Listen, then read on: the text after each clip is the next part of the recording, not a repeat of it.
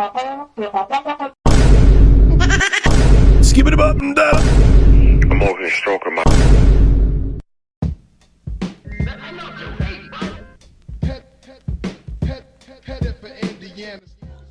What's going on, y'all? Welcome back to Drop the Mic episode 4, and before we get into anything, I want to say thanks to all the fans for the massive amount of love on the last Drop the Mic episode. It's our first video that hit 1,000 views, and honestly, I owe it all to you guys. You guys were super supportive on that one, and all of us at Good Morning Let's Basketball appreciate it. To get into the meat potatoes, as I always say, we're going to cut right to the chase, and we're going to get into the Good Morning Let's Basketball NBA commentator tier list. This is an idea I had in the shower a couple weeks ago, and you know what? I want to add NBA clips so I could show you guys why I put each commentator where I put them, but I think Victor's getting mad at me for continuously copywriting this channel, and I kind of want this video to do good, so you're going to have to take my word for everything these guys say. We're going to start off. This is JJ Redick. First of all, the fight with Kendrick Perkins on live television about Jokic winning MVPs because he's white. You know, that's a classic moment, even if it's more Kendrick than JJ. I think this guy's a knowledgeable, very knowledgeable player. Definitely knows how to commentate. He's got a very, very soft-spoken voice, very smooth. And you know what? He's one of the only commentators that has modernized takes about modernized basketball. He's always playing devil's advocate. But you know what? He's still relatively new. So I think it's fair to just put JJ Redick in B tier for now. I think he'll go up eventually. Next, we got Shaquille O'Neal. Now, Shaquille O'Neal, my favorite personal commentaries from him are in the dunk contests because he's always hating on the modern dunk contests. You know, a lot of his takes are old head takes. Now, some may be questioning why I have Shaq in commentary when he's really just a halftime analyst. But the reason I have him on the commentary tier list is he did just do an in-season tournament game. I thought it was good enough to put him on the list just to get some modern stuff in here. But notable moments from that in-season tournament game: when Kyle Lowry got poked in the face and he said he might need some icy hot eyes because he got poked in the eye. You know, pretty cheesy joke, and I'm pretty sure that's why they don't have Shaq commentate these games. But another thing is he was pretty hard to hear during these games. I think it's just the bass in his voice. It's very deep. So is Shaq D tier? Yeah, man. You know what? He's an NBA legend. I think I'm going to put him C tier. Next up, we got Marv Albert, one of the GOATs of NBA commentary. Hearing him yell "Oh!" every time someone dunks it is always really fun in those classic NBA highlights. And the "for the win," those calls are crazy too. Not much to say here. This guy commentated over a bunch of NBA legends from the past, and even some from the present as well. So I think it goes without saying Marv Albert is S tier.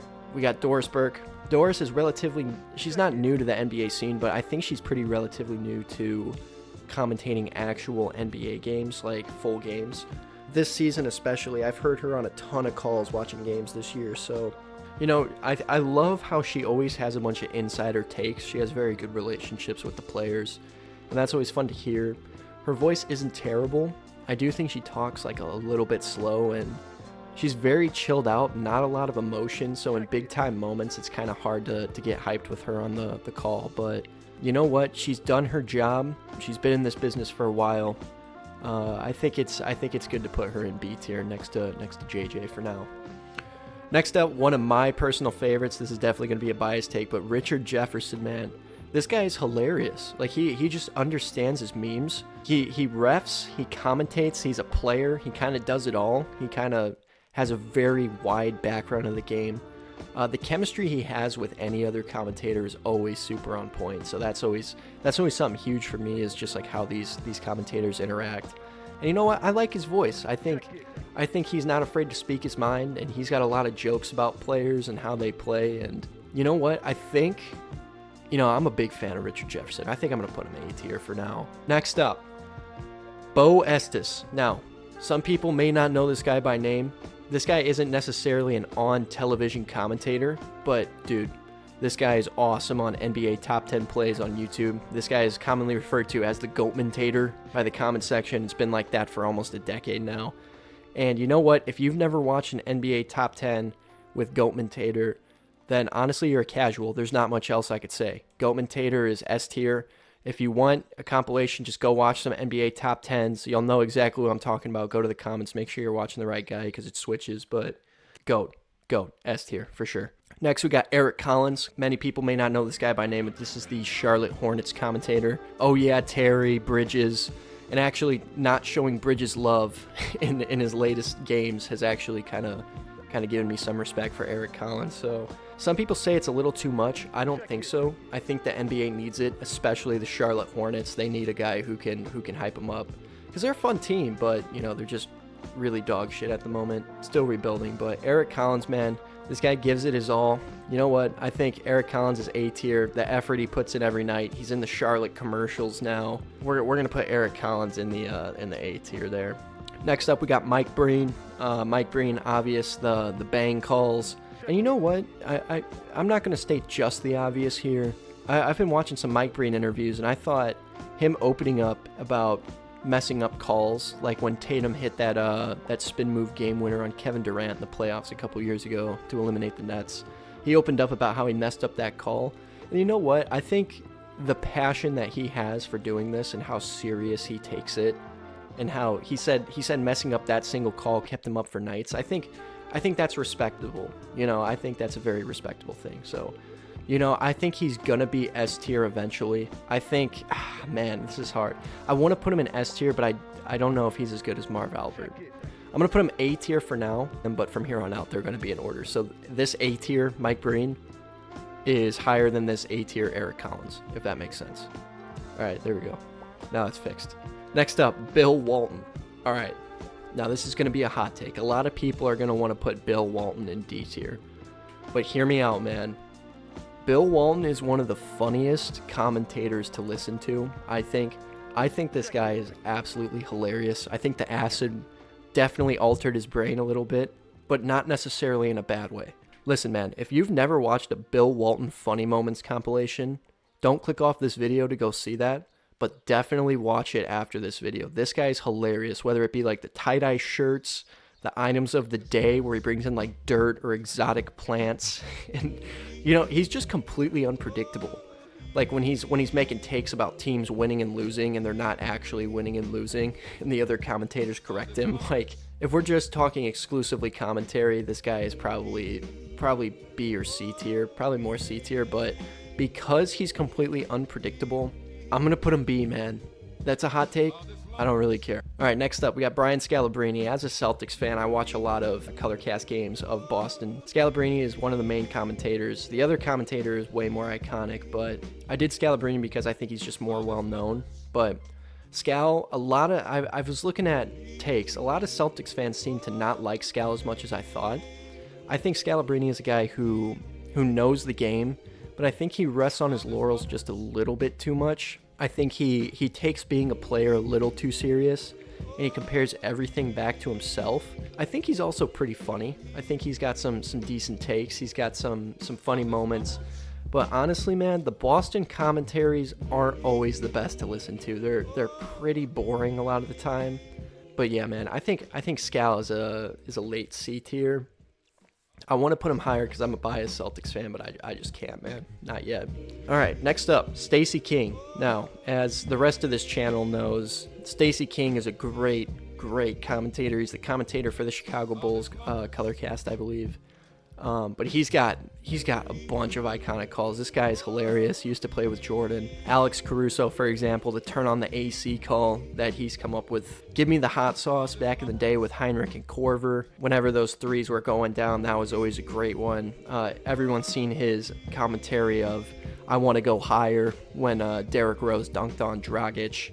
Sorry to bring this up to all my Bulls fans, but that Denzel Valentine half-court game winner attempt... I think his commentary just made it so much funnier, where he's just so disappointed in Denzel Valentine. If you haven't seen that, go watch that. I'm not going to try to, earlier in this video, I tried to recreate the voices. I don't think I'm going to do that anymore. It kind of sounded shitty. So, Stacey King, man. Stacey King is going to be A tier. I'm going to put him below Richard Jefferson, but I'm going to put him above Eric Collins, I think. All right, Mark Jackson, the iconic "Mama, there goes that man" call, as well as the video clip that went viral where he's talking about LeBron's wife and how it's not right to downplay Savannah James and that he'd hit it out of the park with all due respect. Now, I know that's completely out of context. There's more context to that, but that clip is that is hilarious. Mark Jackson, he's been on a lot of big calls for a long time, and obviously he wouldn't be there if he was bad.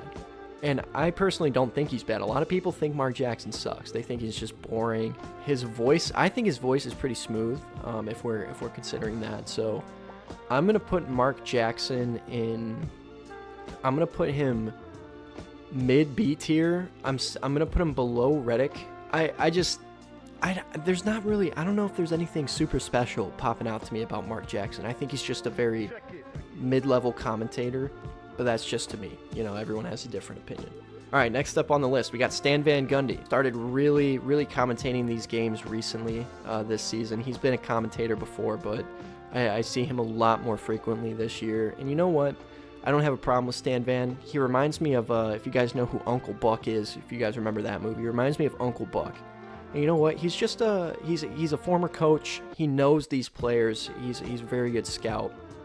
And you know what? I think Stan Van, this one's a little hard. I think Stan Van is gonna go. I'm gonna put him B tier before Doris. But you know, I don't think he's necessarily proved himself yet, and I don't like him as much as JJ Redick, who also hasn't really proved himself yet. But I like JJ Redick, so Stan Van B tier. I could see him moving up though. Next up, we got Jeff Van Gundy. Now, man, Jeff Van Gundy just got fired. This is a hit or miss with fans, as a lot of these commentators are. Me personally, it's almost like no matter who he's commentating with, whatever they say, he's going to go against it. He is literally the definition of devil's advocate on live TV.